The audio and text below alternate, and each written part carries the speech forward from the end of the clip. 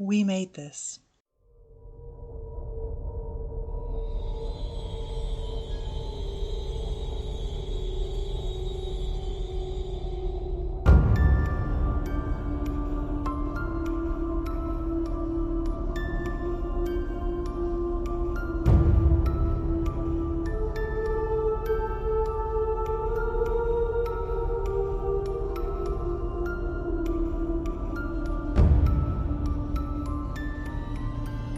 Welcome to CHUCKYVISION, the only, one of the only podcasts, there are more every day it seems, podcasts that talk about the Child's Play franchise, all things Chucky. We've tackled the first 7 movies and now we're tackling the TV show. Going ahead full steam and we can't wait to get into it. I am your host, Devon. Wow, this week people have been going crazy. New thing where a perpetually troubled boy is dealing with the effects of a magic spell which brings out all these new bad guys, and his only help is an older disgruntled mentor who tells him to work together with his friends, otherwise his aunt might be in danger. A little similar to Spider-Man. I hadn't spotted that. Well, everybody's enjoying the whole multiverse thing, and this is kind of getting away with that, really. We get to have that kind of madness, but all contained within one universe. Yeah, you've got to remember it's a universe where Britney Spears is dead. And Martha Stewart. We had some good news. Yeah, we had some good news about Britney this week. In this world, Britney wouldn't have been freed because she was dead. Also, hello, I'm Mark. Yes, and here's my co-host, as always, it's Mark Adams. How have you been? Hello. I've been good. I've been busy, and I fucking love Chucky. This week. Yeah, this week's episode was brilliant. But I thought what we'd do before we go into that. Yeah, we've got some results of what the CHUCKYVISION listeners thought on Twitter. Who they'd like to return the most, and which characters they think are most likely to survive and or die. So would you like me to go through those? Yes, because I know a few of those results are either accurate or very inaccurate. So all of these results were before the latest episode 6, Cape Queer. Great name, but we'll come back to that. The predictions were the legacy character that was going to die is Andy. The adult character that's going to die is Michelle. And the teenage character that's going to die is Junior. The legacy character that's going to survive, this is the 8 series one, is Tiffany. The adult character that's going to survive is Detective Evans. And, oh dear. And the teenage character that's going to survive is Jake. So yeah, obviously don't listen to these episodes if you haven't seen the telly show episode itself. The Detective Evans thing was unfortunate. But I remember just even last week when we were saying that it seemed like Logan was going to survive. And immediately the next episode, he was still alive, but he turned into a massive asshole, so it doesn't look good. Me, I would have gloated over Detective Evans dying because she was the one that I actually predicted. I didn't think the same as the people on the poll on Twitter, but I feel like an asshole. The final one was, which character would you like to return? And it was a resounding Glenda / Glenn that they wanted to come back. I think that will be a tough sell. But, again, we've talked about it, how the viewing figures have been great. Maybe they will give some trust to Don Mancini. They could definitely bring them back, because if we've learned anything from this, is that they are including the more batshit elements in these recaps. Tiffany being in the body of actress Jennifer Tilly. Yeah, indeed. Do you also see on Twitter that there's finally an official confirmation that there's going to be 8 episodes of Chucky? We were like 99% certain anyway, because Don Mancini had said it in interviews. But IMDb has still got 10 episodes on it. What's going on, IMDb? What's wrong with you? Go home, you're drunk. But yeah, it was confirmed in a trailer on Twitter before this episode aired, episode 6, that there were 3 more episodes. It is an 8-episode series like we were pretty sure it would be. We'll get into it, but it feels wild that there's only 2 episodes left. Twitter's been pretty busy this week, actually. We've been chatting with people. It's been lovely, and I really like the Chucky fandom. They seem to just be fucking passionate like we are about the whole franchise, you know? Yeah, I've been following a few people now, people that followed us or people that are just tweeting about Chucky in general. I think it really goes a long way for all the murder and all the chaos in, this horror series. The positive elements that shine through are what really hook people in, and we'll definitely see in this episode the positivity towards LGBT. That goes a huge way in just bringing a community together. I think so, and for me, there seems to be as many allies out there as there are LGBT fans. And I love that it matters a lot to people like me, because I am LGBT and people like you, but doesn't matter and doesn't ruin it for anyone who isn't LGBT but still enjoys the show. And I think that's important and that's brilliant. And again, the fandom has been great on Twitter, chatting away and engagement and stuff. It's been fun. It's been lots of fun. Yeah, I do want to say a big, massive thank you to some of the people out there, because we've been slowly going up in viewers, and I say slowly, actually pretty rapidly. We're at like 3,000 people now, or close enough to. We have just hit 3,000. This is insane that I'd have been happy with a third of that. I don't even know. We started this because we love the franchise, not because we wanted to chase numbers or anything. But yeah, this has been a great success, and people really seem to enjoy what we've got to say, and they message us after they've listened to the episode, and we have a chat, and it feels good, man. Yeah, I mean, numbers wise, it could be 3,000, it could just be 30. We did say, engage us on Twitter, have a chat, because this is a community. We we all love talking about Chucky.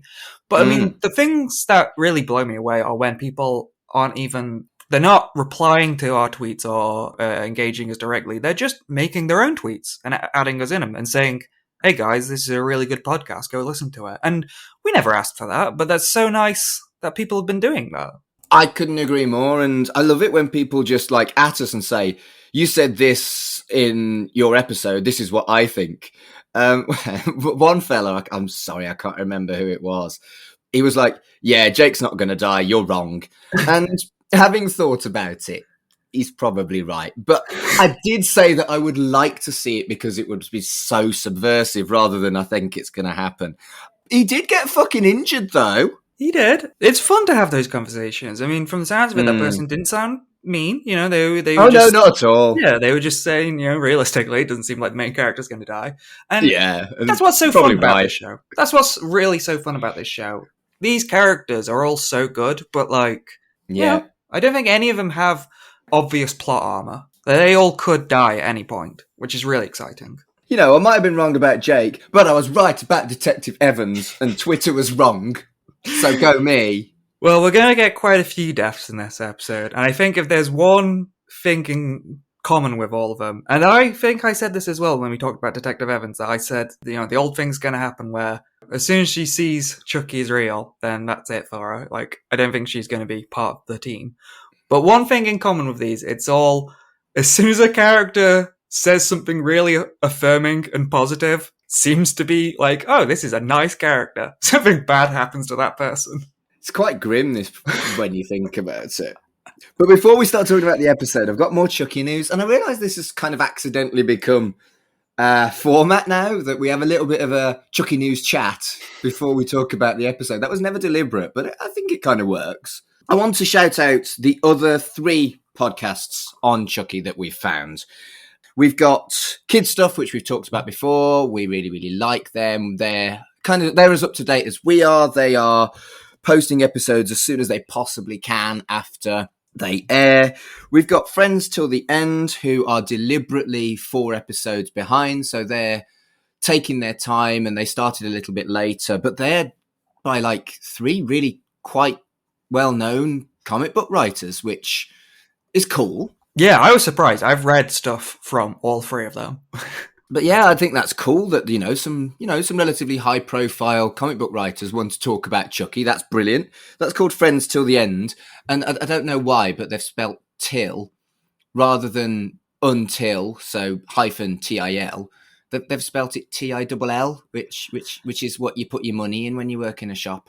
Was I just very, very British? I don't Twitter, know. tell us what you say. American folk, what do you say instead of till? The thing that you put money in that goes ding. Anyway.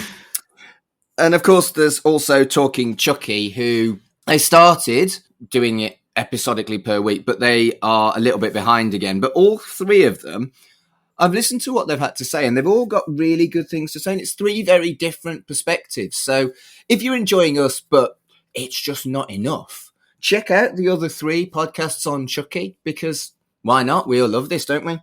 Exactly, yeah. I listened to Friends Till the End, and that was interesting to hear, because it's 45 minutes of television. It's the same episode that we saw and we talked about, but they made some very different points. So it really goes to show that we're definitely not trying to gatekeep or keep our position as the only Chuck podcast. There is so much to talk about with this show.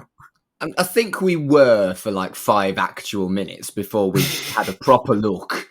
I think it's fantastic that it is expanding and people are enjoying it so much that they want to talk about it. People want to listen to it as well. And I really genuinely hope that the other podcasts are getting the kind of listening numbers that we do, because it's just a nice little ego boost in it. Thanks, everyone. Love you. Mwah, mwah, mwah.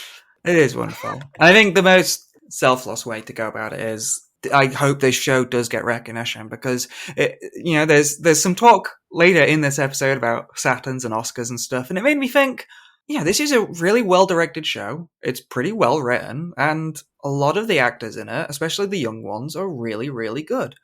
And, as we really get to see here, Fiona Dorff is doing an incredible job.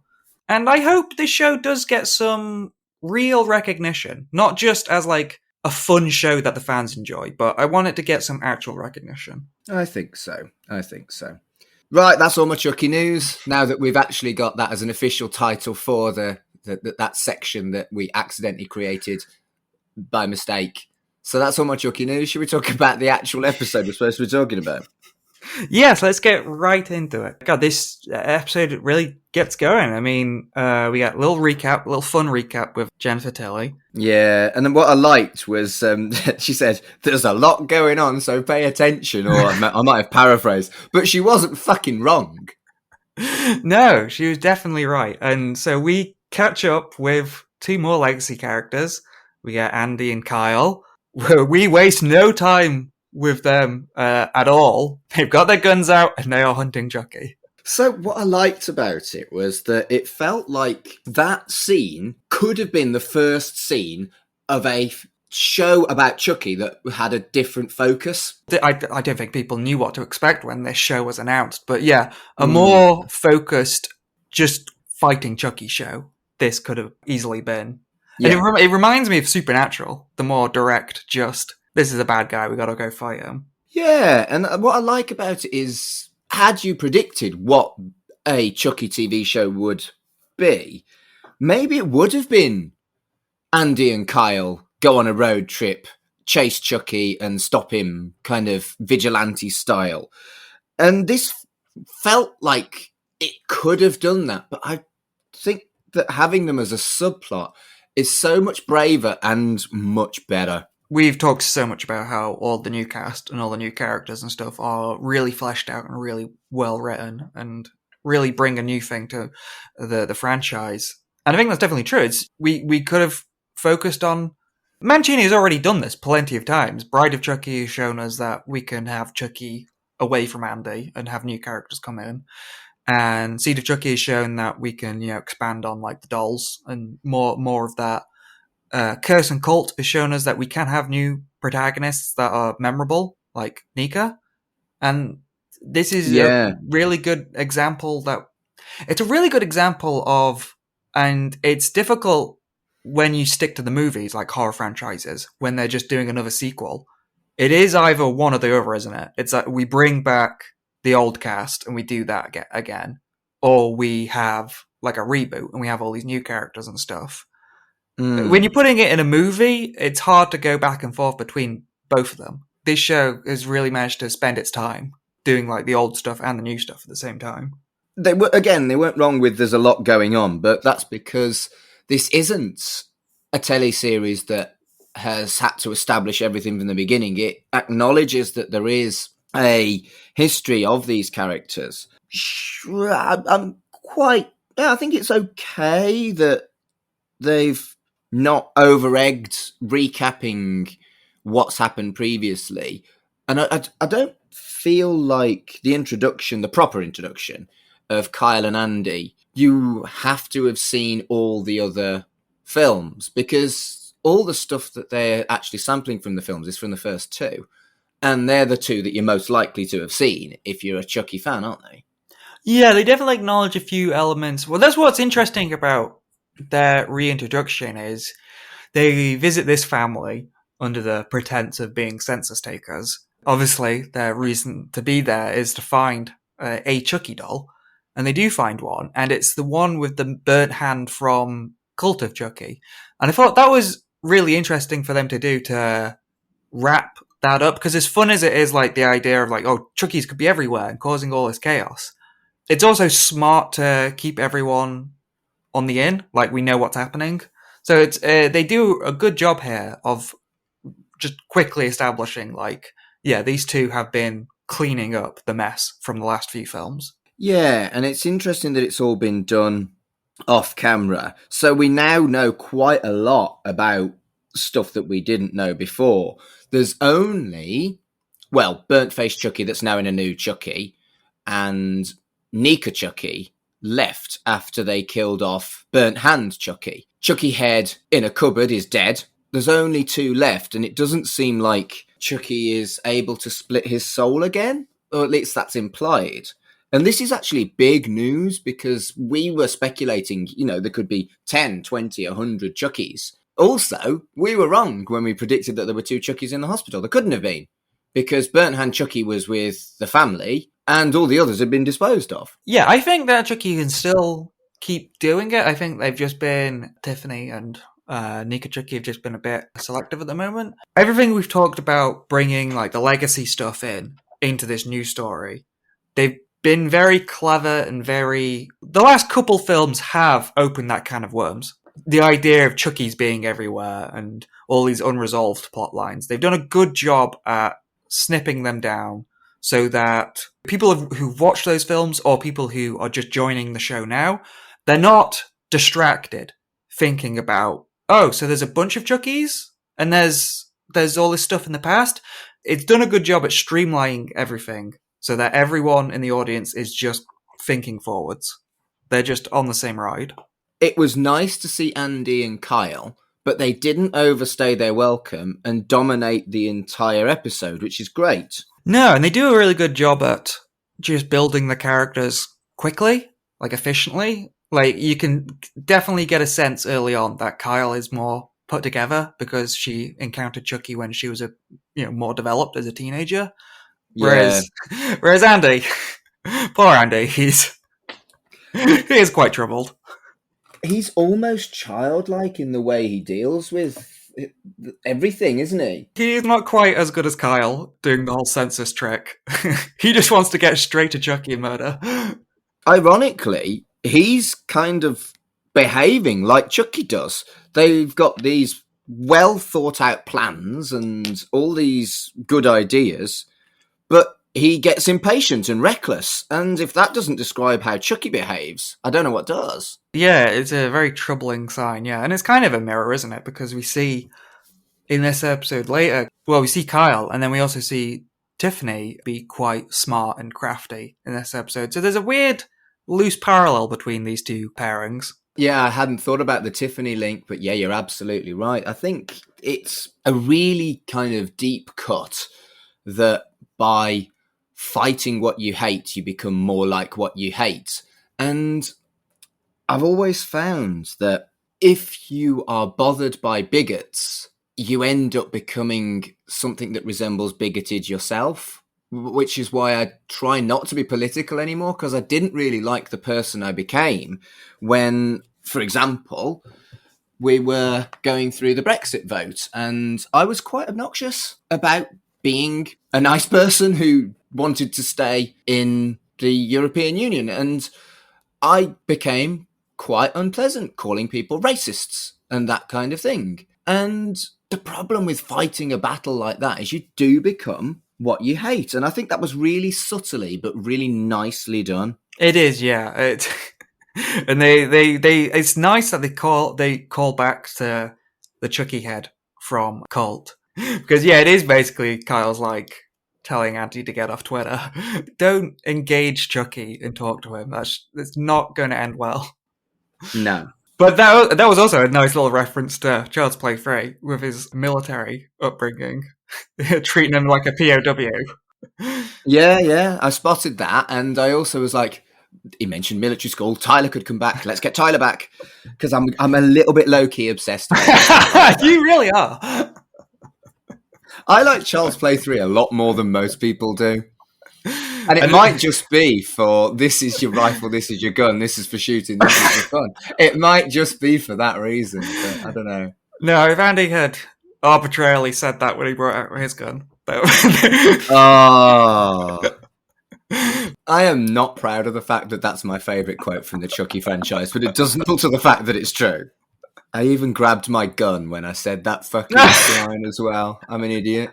What's wrong with me? Calling back to what I said about nice characters getting the short of it, we get Miss Fairchild here, bringing in again. Sort of a side character who hasn't played a major part, but now I guess this is her reason. I guess her main reason at the moment to be in the show is that she is the Patsy? Patsy, yeah. She is taking the fall for all of these murders. I gotta admit, Detective Evans' ironclad reasoning is not that ironclad. I think Detective Evans has got a very tough job, and that's she's like the best fit, but there are fucking gaping Swiss cheese size holes. Yeah, we get a little. I mean, it's a little bit later, but I mean, this isn't a huge subplot, so we'll just tackle it now. When we in that interrogation, when she mentions like, "Oh, you had a GV record, and that's why you would murder a child." Not the best motive. Without wishing to, you know, I said I don't talk about politics. Maybe it's just like a comment on how the police are with things like that. Not only does America, but also the UK really struggles with forgiving people who've committed a crime and letting them move on with their life. In Britain, if you've got a record, you can basically work for Timpsons or you're unemployed for the rest of your fucking life. Yeah, it is an interesting note. I mean, maybe we'll get more to it, yeah, but Miss Fairchild seems to have done well for herself. Yeah, maybe, but you know what I'm getting at. I think it's a comment on how you are always judged for the rest of your life if you make one mistake. She seems too nice of a character, but I would have at least liked her to call that out and just be like, wow, I smoked weed when I was a teenager. Who cares? Exactly that. I think that would have been a nice way to deal with it. This is one of many subplots that's gonna wrap up. We've got 2 episodes left, so we'll see how that tangent wraps up. But it does add a nice little wrinkle for the main cast, the main trio, because this is yet another consequence of Chucky's rampage that they sadly can't fix, because weirdly Detective Evans seems to ignore the fact that 2 kids are like, we know that she didn't do it. Maybe ask them why they know that. Well, maybe, but also kids are kids, and when I was a kid, I knew, in inverted commas, things that weren't actually true, I suppose. And I think there's an element of continuing the idea of they're so young that they get ignored, I think is probably the case there. What I think is interesting about this episode as a whole, it really does feel like even plot lines that have been quite slow burns, it feels like all of them are suddenly accelerating at breakneck speed towards a finale. I liked that. I was on the edge of my seat the whole episode. You couldn't blink and you'd miss something that was headed towards this finale. Yeah, it definitely. We're getting way more of everything. If we go in order, oddly, a sequence that is not so much moving forwards as much as it is moving backwards. We get another flashback with young Charles and young Tiff. How did they get away with that murder? Surely they were arrested and stuff for that. Yeah, there's quite a blatant neck slashing in just broad daylight. Yeah.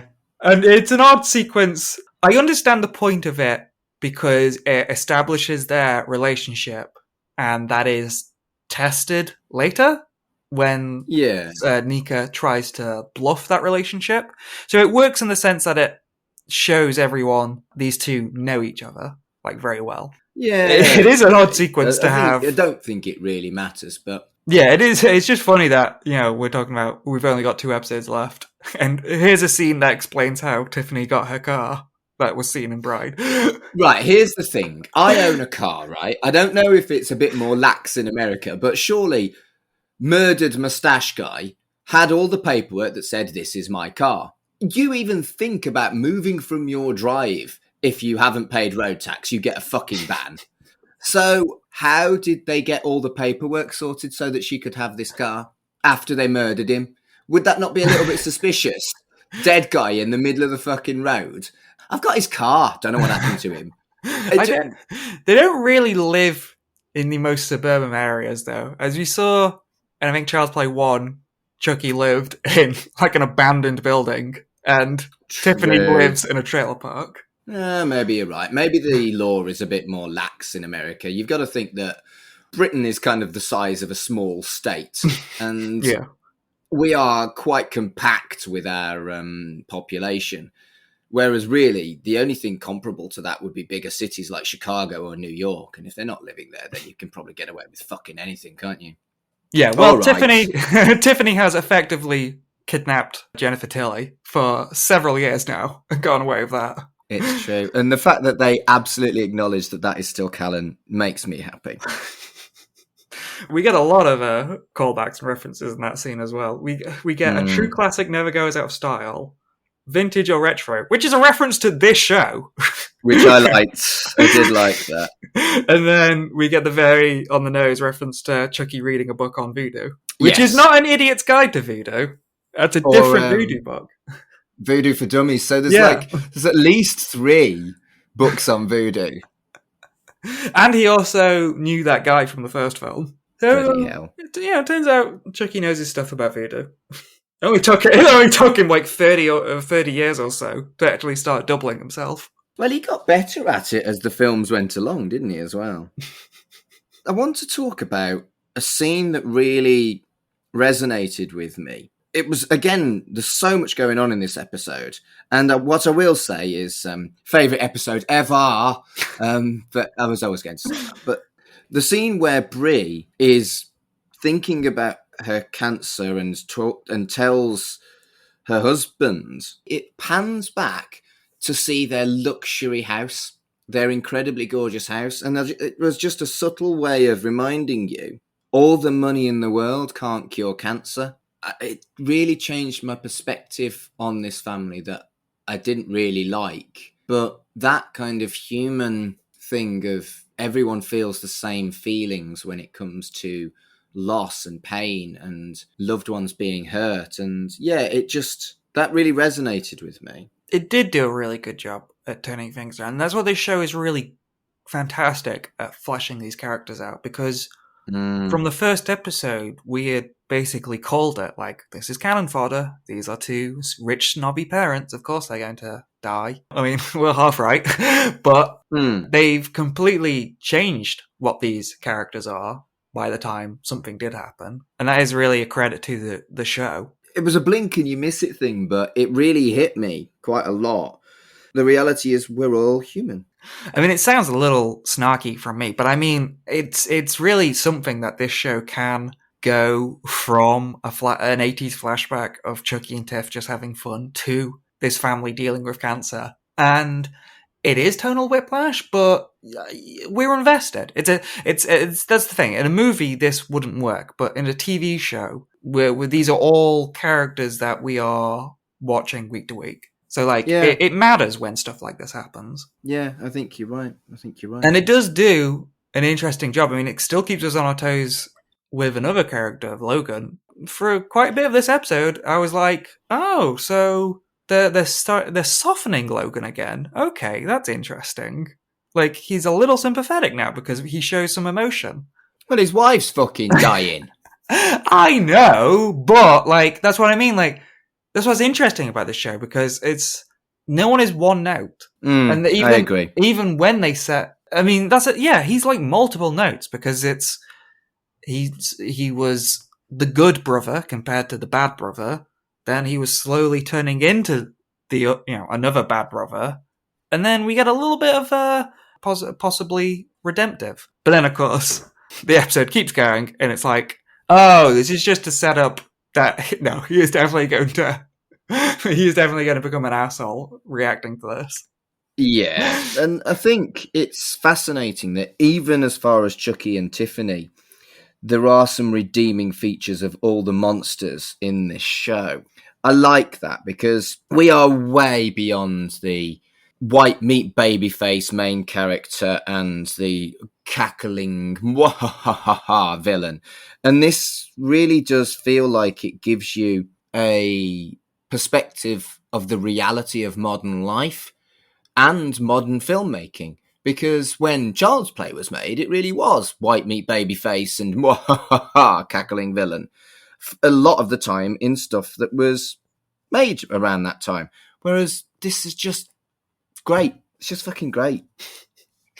And it really is a credit to Chucky as character, because you really can't do this with a lot of other slasher characters like Jason or Michael, because, well, I mean, in those two cases, they don't talk. So you have to have people react around him. Like, Chucky is the barometer. If, like, he can change as a character and, like, evolve as a character, then everyone else can. And you've talked about characters that don't talk. The only other, well, major, if we've got, like, 4 major characters, the only one you didn't mention is Freddy Krueger. And when they did the remake of Freddy Krueger, they made him even more completely and utterly unsalvageably evil, no good qualities at all. And that remake flopped, whereas this, which explores how someone can be evil but care about things, is so much more sophisticated. He is still everything we love about Chucky. He's a comical monster, but he is also a person. Yeah, I mean, as we're going to get into it, there's a very interesting sequence here. Some really good acting between... We get some Chucky, we get some Tiffany, and we get some Nika. There's some interesting stuff happening with all this. Indeed. So we get another Bride reference of Tiffany trying to shove a body into some luggage. Yeah. And we get some more back and forth between Chucky and Tiff. And again, like that flashback, it really solidifies that. It really feels like these are two characters that have known each other for years. Even though it's not really the same person playing Chucky, it feels like these characters have known each other for years. So, I mean, it's a cliche, but they're like an old married couple. Because they are technically an old married couple. They are. And then that comes into such an amazing sequence, as we've seen last episode, Nika. And it's very odd that it's the sight of blood that seems to deactivate Chucky, when, he usually loves blood. But that seems to be the trigger for Nika to come back.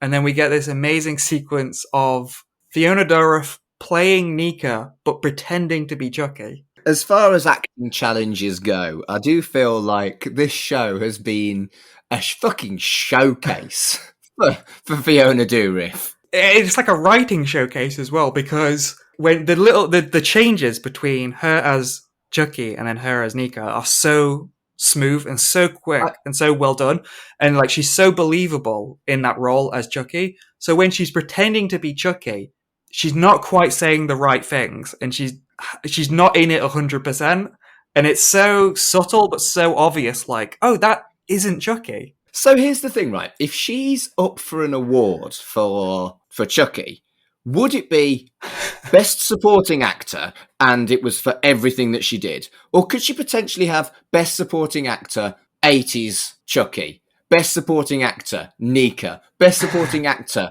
Chucky? Could she have like 3 nominations for the same fucking award, or would they like make the whole thing one? I actually genuinely don't know that, and I don't know how to find out. But I would love to see like the nominations are Fiona Dourif for Chucky, Fiona Dourif Also for Chucky, Fiona Dourif for Chucky. Some other guy who's definitely not going to win. Yes, that is how they win. They just take over every potential slot in the nominees. Oh, she needs to play one more character, and then she could be nominated. She could be all 4 nominations. I do think she deserves a fucking nomination for shit for this. She's been an absolute revelation. She was great in Curse and Cult, but this is a whole new level of amazing. She seems to be another one, like Jennifer Tilly, like Brad Dourif, who fucking love being a part of this franchise. Yeah, and she's definitely so up for being in the genre and like playing with the genre. Because I've seen her in a couple things now. I've seen her in that miniseries of The Stand. Okay. And I've seen her in, I haven't watched much of it, but I've seen her in that, what's it called? Dirk Hollister's detective agency thing? Oh, the Douglas Adams thing. I've seen her in that, and in both cases, she plays an absolute nutcase in those. But possibly even more than in this. Like, she, in those series, she plays just a weird trash monster.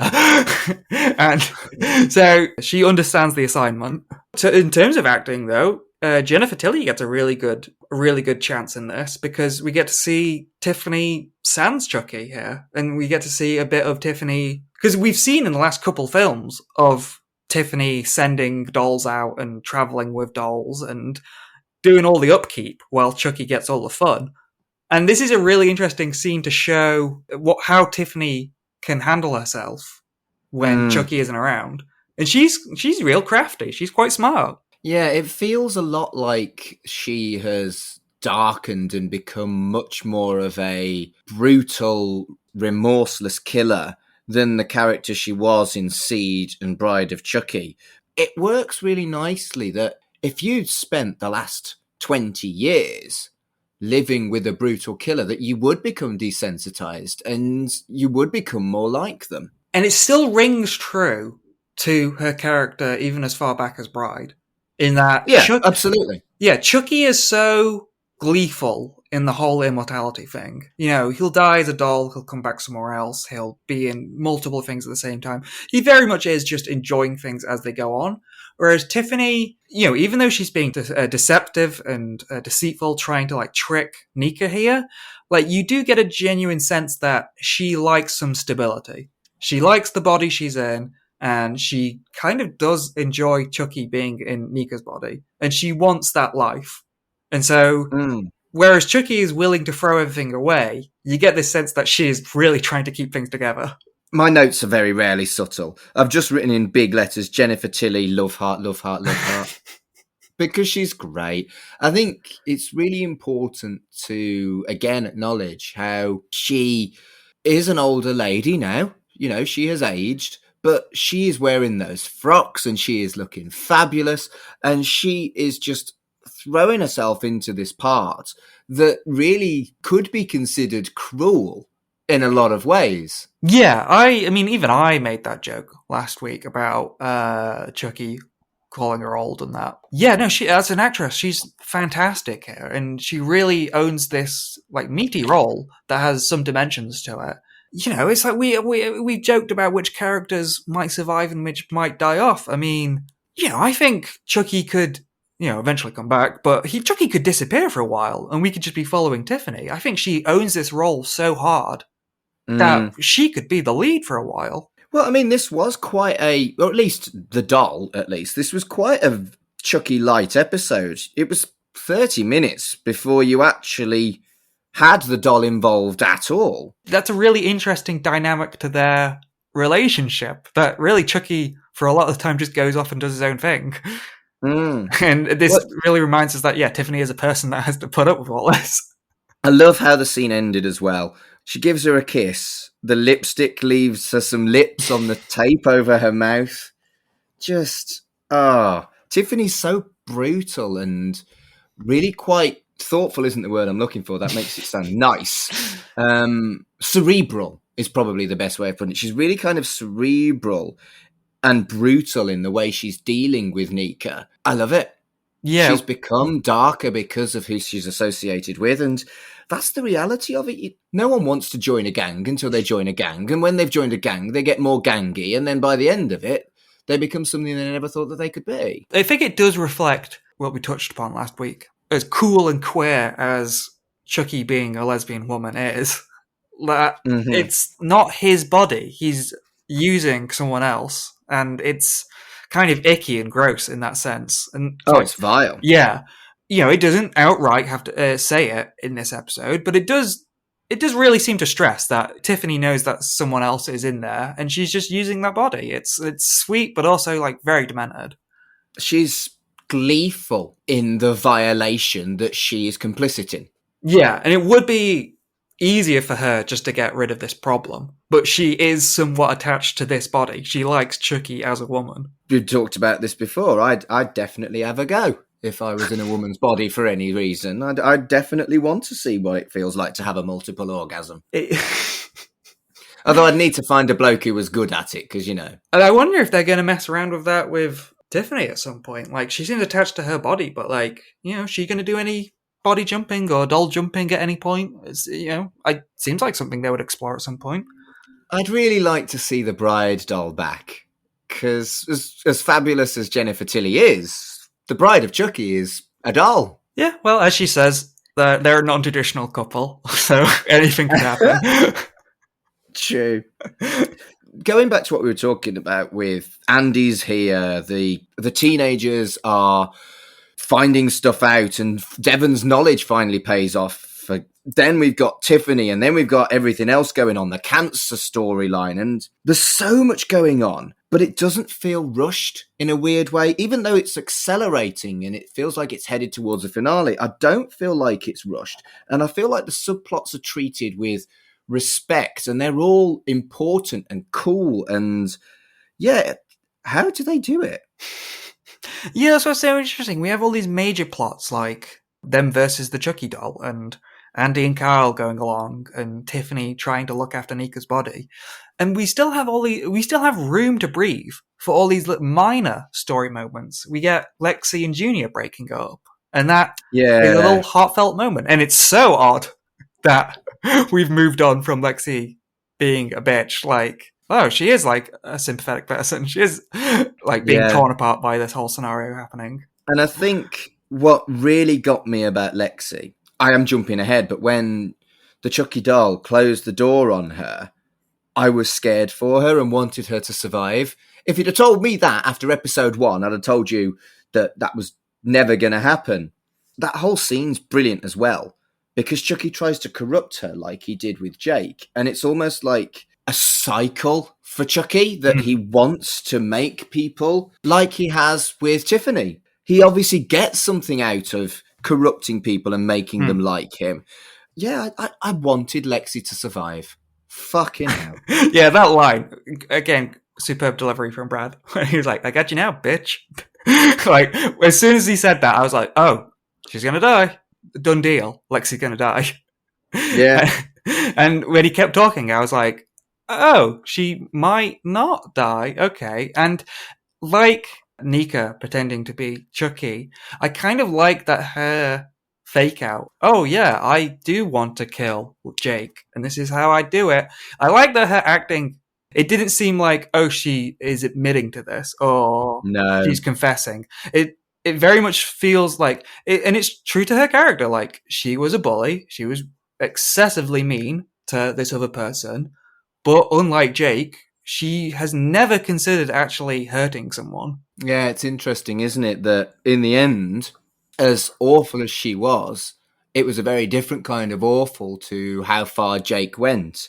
And like you say, this scene emphasizes it, and it's just so well done. I like this show, Devon. I like it a lot. Everything's good about it. Best episode ever. Do you know what I'm going to say next week? Best episode ever. I can't be impartial. So, Bree's death, mate. I did see it coming because I overanalyzed the trailers. As soon as she came out of that room and I saw the mail cart, I was like, wait, isn't Chucky behind that mail cart in one of the trailers? And then he was. Still, what a wild moment for Chucky to show up. So when you think about it, it's a much more spectacular version of the very first kill in Child's Play. It is. It is. The very first kill in Child's Play was the babysitter going out the window. And this is so much more elaborate, but it is the same thing. It is a fall from a height, dying on impact. And I love it. I love the homage to the original that they do there. It also shows you how much more you can do with a modern cinematography and budget. Yeah, I liked it in the first film. And of course. It looked really good in this one. It didn't look hokey or fake, or like cheap. It looked really good in this. Yeah, I think so. The face going through the windscreen. Who thought of that? Whenever that happens, they land flat backed on the top of the car roof. Who put her face? It was like, do you know what we should do? We should twist it up a bit, put a face through it, and have a look at her son with her death glare. Shit a brick. And it was a nice little fake out, because I remember that bit in one of the other trailers of the car hitting the car, which Junior looks at. And I read it's so brief in the trailer that I was like, oh, that's a body. It's just the fake out that, oh wait, hang on, the body's here. It's so grim. And it just goes to show that there are so many ways that Chucky can kill people. And he says it himself, there's worse things than murder.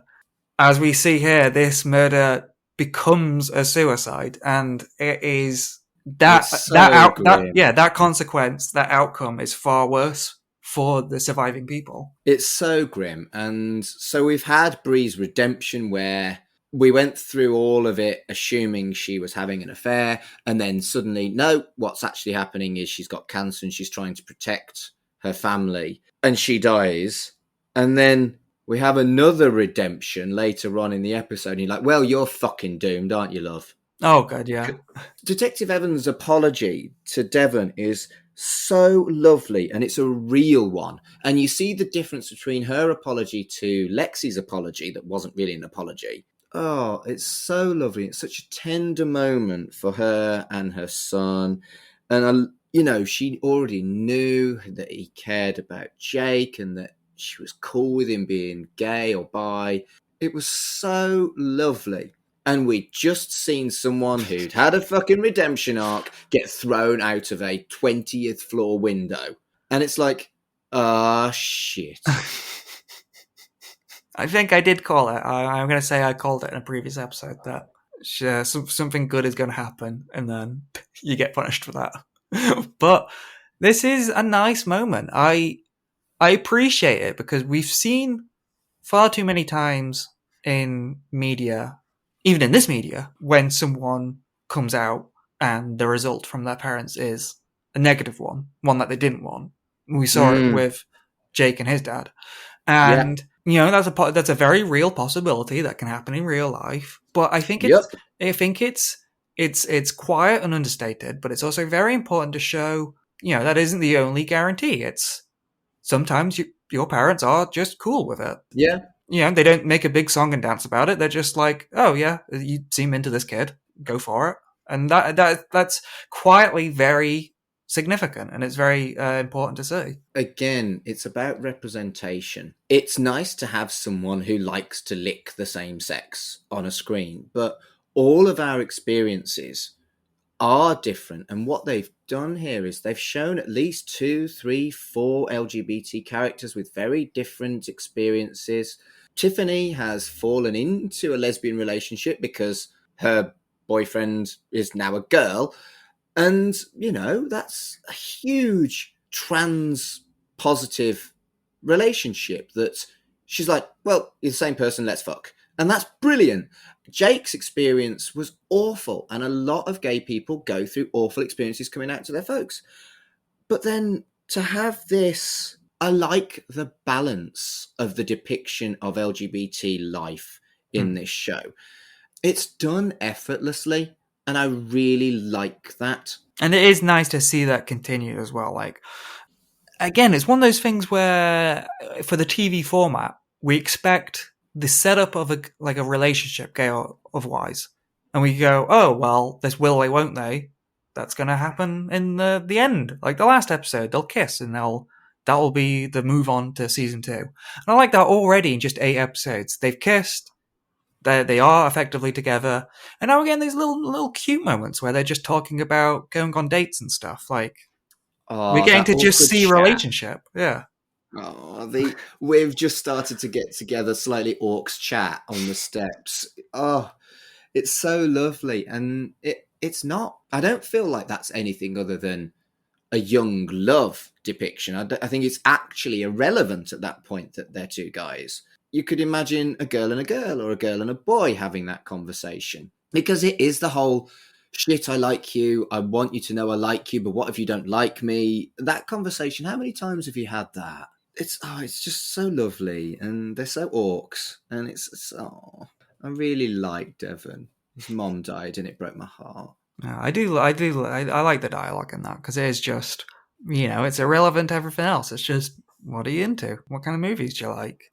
And I like the little reference when Jake liked horror movies, but it's a bit different now.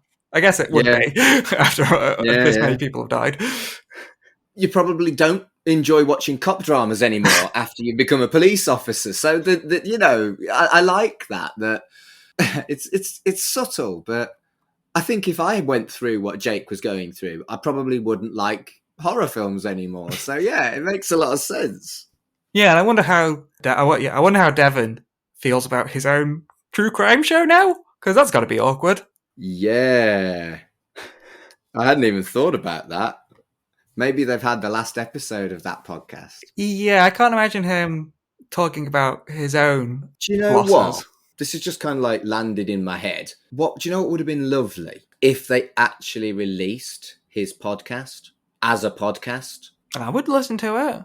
That would have been such a cool thing. They haven't done it, so yeah, that's the end of that conversation. But what a cool promotion that would have been. You could listen to the characters' podcast on Spotify like you listen to this, or you listen to, I don't know, what's a famous one? My Dad Wrote a Porno. And it was just there as one of the podcasts on Spotify, presented as real. Oh, that would have been so cool. I think they could definitely do that for a few episodes. We could learn a bit more about that guy that little boy Chucky came across. Yeah? Yeah, that'd be cool. So another little thing about that talk that is odd. I was thinking about this from last week. When Nika first wakes up, I think she says something about how she was possessed months ago, and that made me think. Yeah. I think this is set like in 2018, like just after Cold. True. And I think I got that sense from the way they talk about Laurie Strode and how she's going to be in a movie this year. I think they're talking about Halloween 2018. Oh, okay, fascinating. Do you think it's actually that meta? Well, that was the other thing I was saying. Yeah, they kept talking about Westworld, and that show isn't on. So I think they're talking about that when that show is still on. So you actually think this is set in 2018? I think so, yeah. So in theory, we could have a time jump. Yeah, they can definitely catch up, yeah. Interesting. I was just going to say, it's just talking about how Jamie Lee Curtis could win the Oscar for Halloween. I don't know if she's winning the Oscar for Halloween Kills. Maybe not. I've not seen it, and I can't say I'm going to prioritise it. I'll watch it eventually. It definitely tries to tackle a lot of different subplots like Chucky does, but not quite as well. That's all I'll say. I'll tell you what I loved. It wasn't really a line that kind of like, I've been talking about lines that slap me around the face that go, oh, the kind of social commentary stuff. There wasn't one of those this week. But however, I loved I'm too old for this shit. Because we have talked at great length how old Chucky is. It's just a little nice nod to the fact that Chucky is in his fucking late 60s. You would get a bit grumpy and bored if you got electrocuted for the 100th time. And yeah, I liked that line. Obviously, it wasn't one that kind of hit me right in the feels like some of the other lines have, but I think that's probably my line of the week. It did make me laugh out loud when he runs out of that door and just gets catapulted by the stun gun. Yeah, and again it reasserts he is still a doll. He weighs fuck all. You punt him, he will go flying, that kind of thing. Even though it restricts his ability to kill, it's an important thing to re-emphasize that he does have a vulnerability when he's in a doll. It's an odd thing with him and his doll. You get in that scene where Tiffany, another subplot of many, is Tiffany buying Charles's old house in Hackensack. They're moving in. Mm-hmm. And we do see that she gets a package, which seems suspiciously like another good guy box.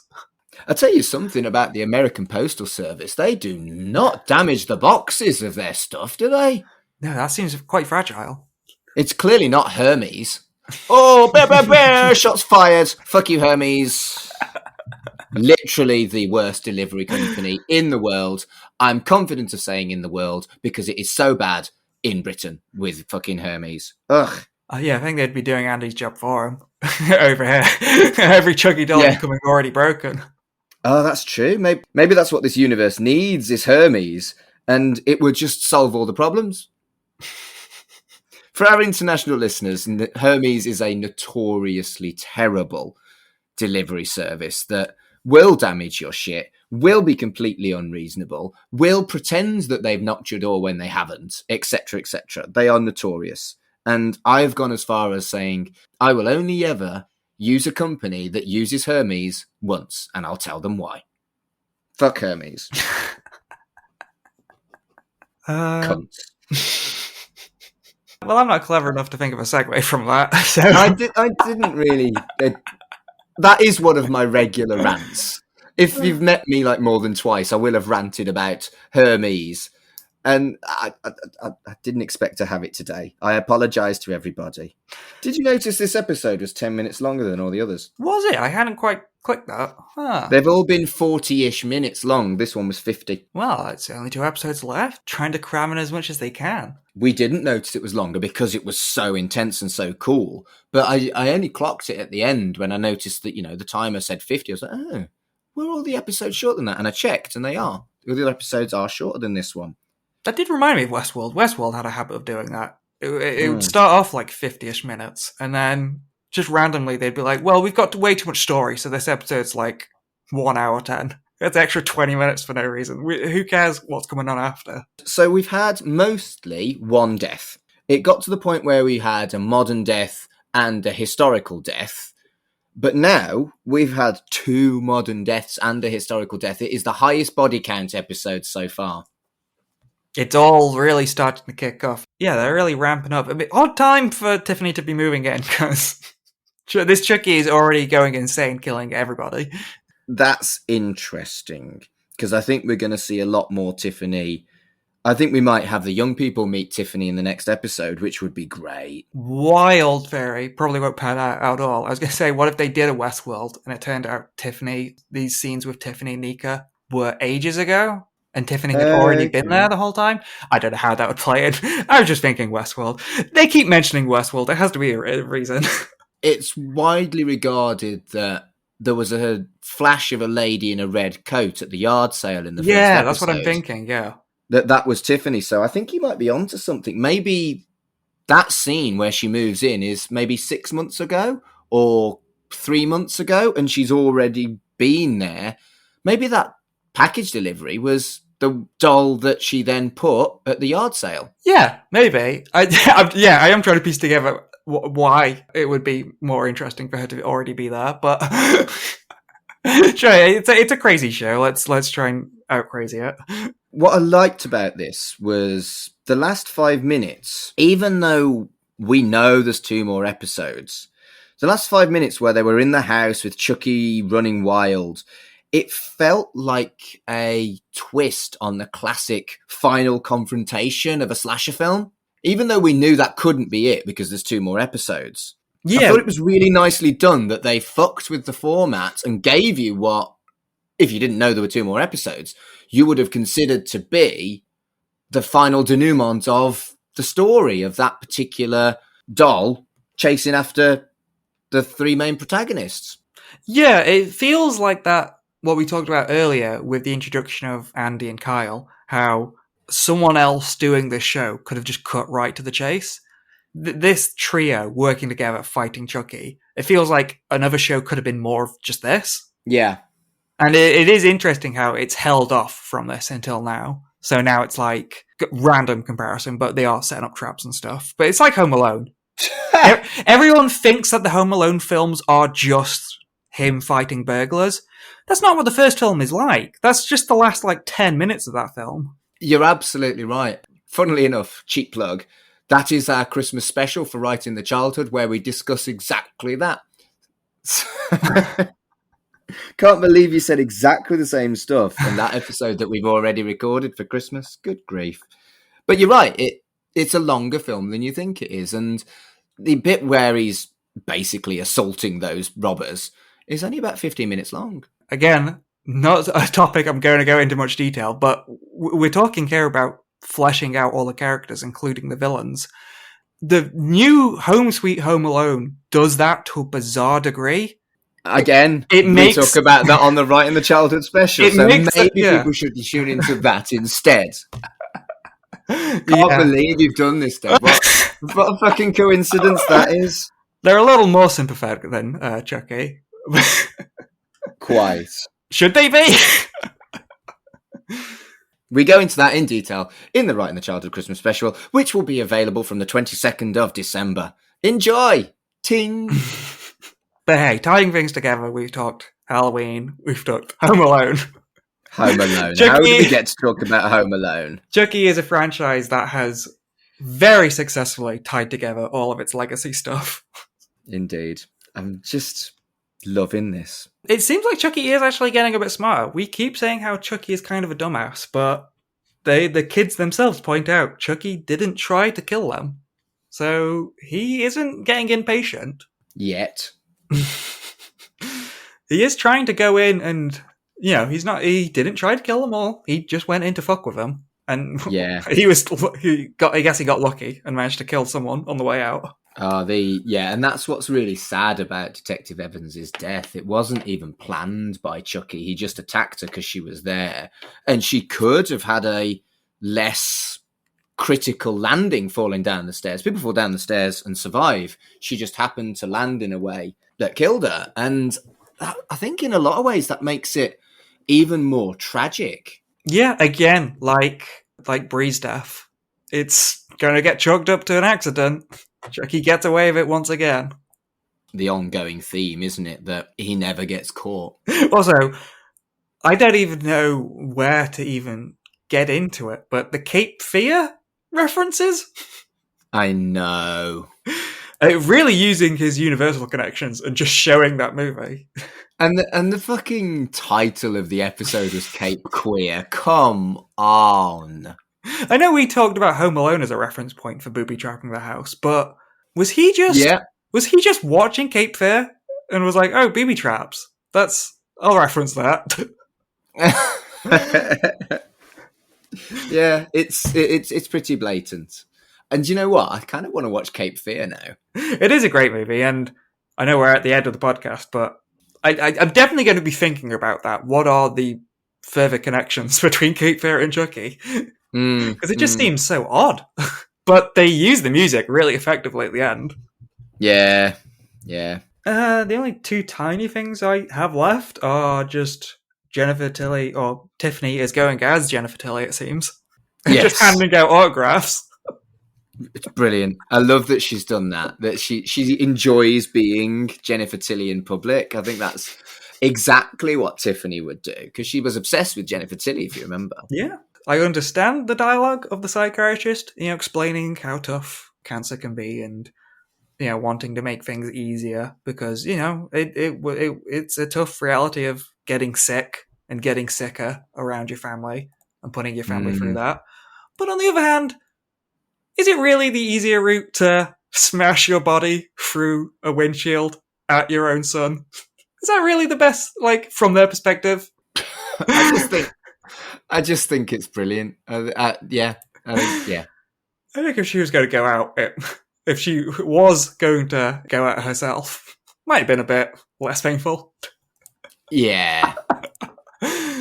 Yeah, well, that's Chuck in a nutshell, though. It's a bonkers gonzo show, and we love it. It really is. It really is. Oh, that's sad as well. You know, at this point, I was like, oh, another episode of Chucky Vision with you. It feels like it's been... Routine sounds like a bad thing, but it's been familiar. And yeah, this has been our norm for 6 weeks, and we've only got 2 more weeks of it. And then we're going monthly. What are we going to do with our fucking time? I know, it sounds so self-indulgent to be like, oh, 2 more episodes of Chucky. That means 2 more episodes of Chucky Vision. Oh, no. That's just not true. We're carrying on monthly with random shit. But Chucky Vision with Chucky. It's like we're going to be separating from him just a little bit. I'm looking forward to looking at the weird and wonderful stuff we're looking at between seasons, because I believe that this will get a second it's done season. So well. Should we look at Cape Fear? I mean, we could look at Cape Fear. I feel just for the fact that it's in Chucky, and so brazenly in Chucky, there's something there. There must be. I need to figure that out. Couldn't. Yeah. We've still got lots to look forward to. We've got 2 episodes left, and that is, basically 2 hours of Chucky. Anything could happen. Everything could happen. It could be utter madness. I think it's likely. And a thank you to everyone listening. I hope you guys are with us for the home stretch of Chucky Vision. Do you want to start the plugs? Oh, yeah, probably should do that.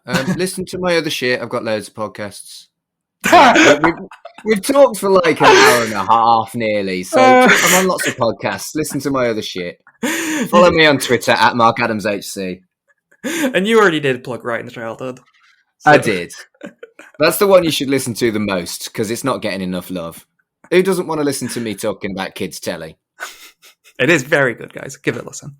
If you want to listen to me talk about more horror guff, I have properly started my new, my other horror podcast, Forever Friday. We go through the Friday the 13th movies in exhaustive detail, but it is very silly and very fun. You can find that everywhere. It comes out most Fridays.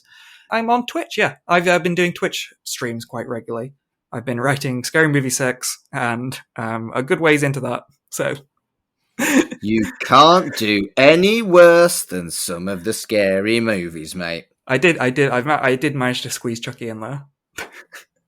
Good. So this has been another episode of Chucky Vision, and until next time, wanna play? That was much better. Well done. I took my time with it. Good work.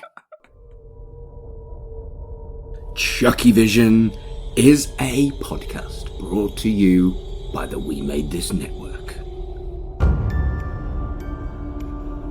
Follow us on Twitter at CHUCKYVISION. Follow the network on Twitter at WMT_network. Our website is WeMadeThisNetwork.com.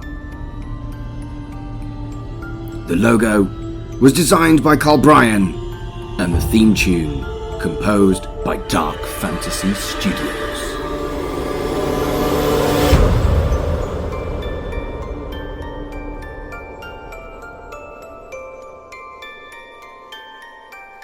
Wanna play?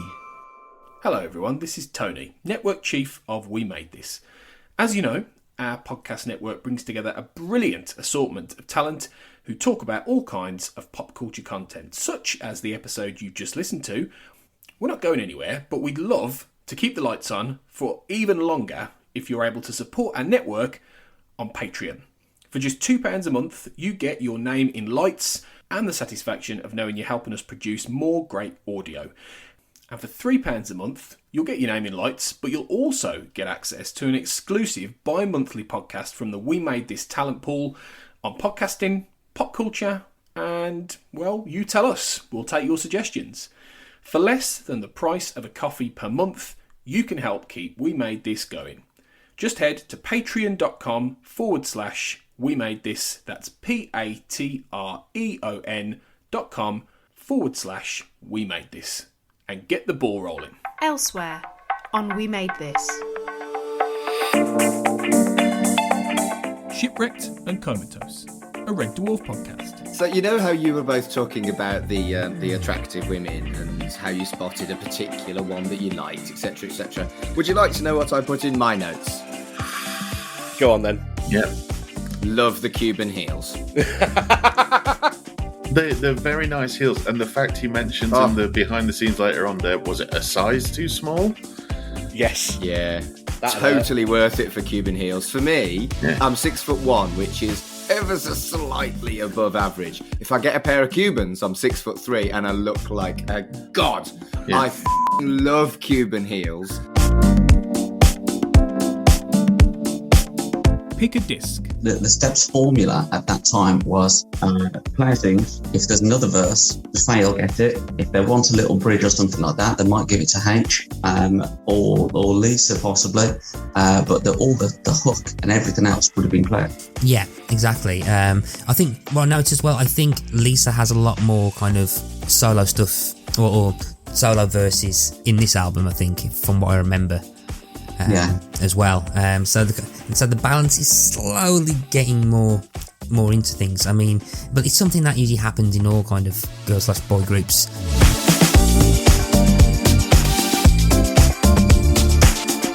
Frame to frame. My first trip to the cinema to see a Bond film was Die Another Day. The first one I saw in the cinema was The World's Not Enough. I tried to get into Tomorrow Never Dies. I was just too young, and we got rumbled in the queue, and I was absolutely devastated. She went, "Oh, are you 12 years old?" There was a woman in the queue. I thought, I can't remember if it was the woman behind the box office or not. She basically did like a kind of MI6 job on me and scammed me. And "Oh, you're not getting in." It doesn't sound like it took a lot of interrogation. There was no one exactly, holding a rope with knots in it to you. Exactly. We know how long I'd last in the field. Are you 12 years old? No. Yes, I am. It's like the stoning in Life of Brian. He said, "I'm sorry, I thought we'd started." Check out all of these shows and more on the We Made This podcast network.